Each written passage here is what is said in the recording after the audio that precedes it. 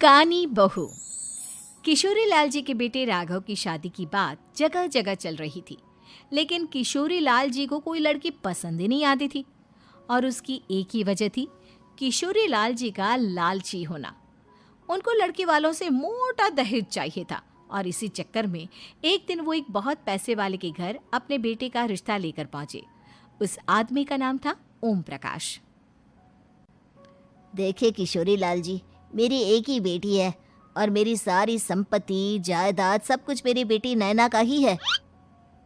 पापा, नाम से लगता है बहुत खूबसूरत होगी। कितना अच्छा नाम है ना, नैना। ओ, वैसे बात तो सही है आपकी। अब इतना पैसा है, जमीन जायदाद है, इकलौती बेटी, आप भी क्या करेंगे? सब कुछ उसे ही देंगे ना। बिल्कुल ठीक पहचाना आपने। बस बेटी की शादी और सारी जायदाद उसके नाम। पापा, बिना देखे हाँ कर दीजिए ना। इतना अच्छा रिश्ता फिर कहाँ मिलेगा? माला माल हो जाएंगे हम।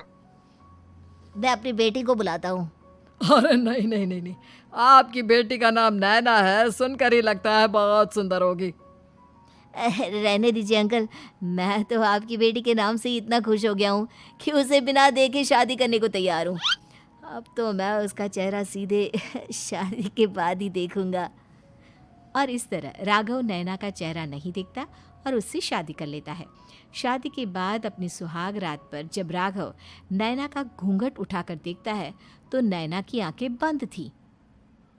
कितनी खूबसूरत हो तुम नैना, जरा अपनी आंखें खोलकर मेरी तरफ देखो तो सही।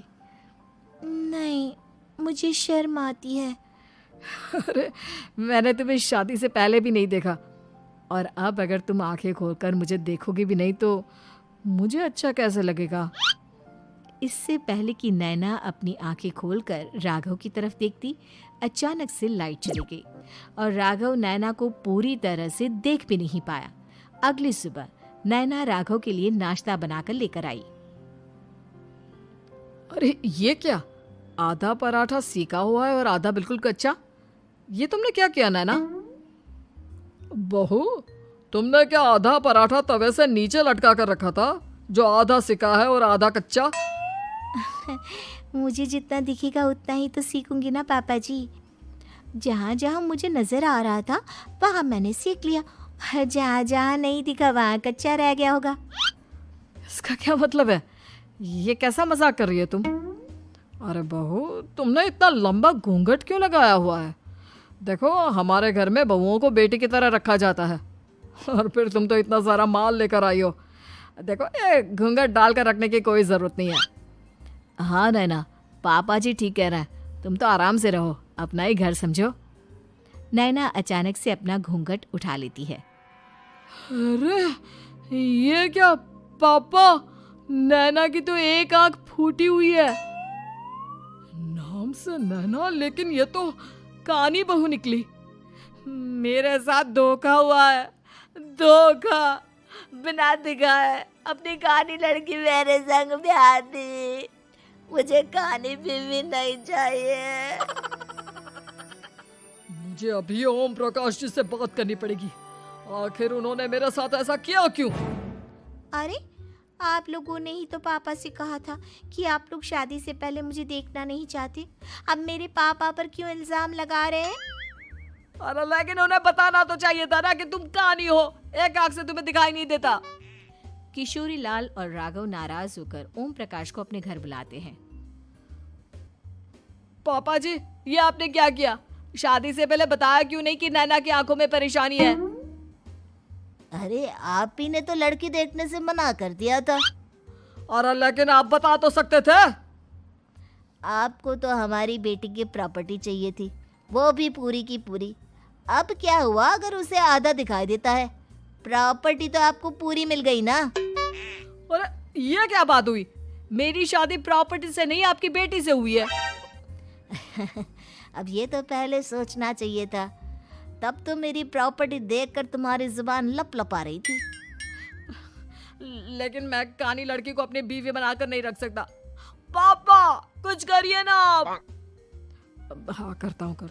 देखिए ओम प्रकाश जी, आप हमारे साथ ऐसा नहीं कर सकते। और तुम देखो, अगर तुमने मेरी बेटी से शादी तोड़ी ना, तो जो भी प्रॉपर्टी मैंने तुम्हें दी है वो तो पूरी की पूरी वापस ले ही लूँगा, और आधी प्रॉपर्टी तुम्हारी भी लूँगा। अरे मेरी आधी प्रॉपर्टी भला क्यों लेंगे आप? इसलिए क्योंकि मेरी बेटी को आधा नज़र आता है और उसकी नज़र अभी तक तुम्हारी आधी जायदाद पर ही पड़ी है। अब तुम उसे घर से निकालोगे तो कुछ तो लेकर जाएगी ना। और अगर हम आपकी बेटी को अपने घर की बहू बना कर रखे तो?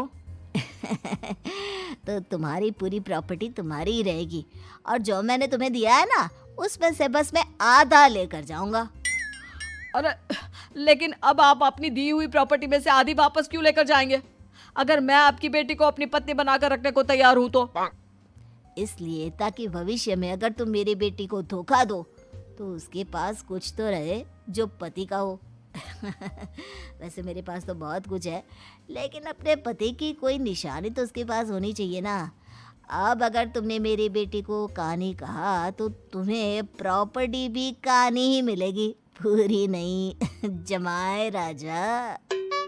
किशोरी लाल और राघव समझ चुके थे कि वो बुरी तरह फंस चुके हैं और अब उनके पास वहां से निकलने का कोई चारा नहीं है। अब समझ में आया ना, लालच बुरी बला होती है। एक तो तुम्हें प्रॉपर्टी मिली, ऊपर से बीवी मिली, उसमें तुम्हें नखरे भी दिखाने हैं। आए बड़े, चुपचाप बैठो दोनों।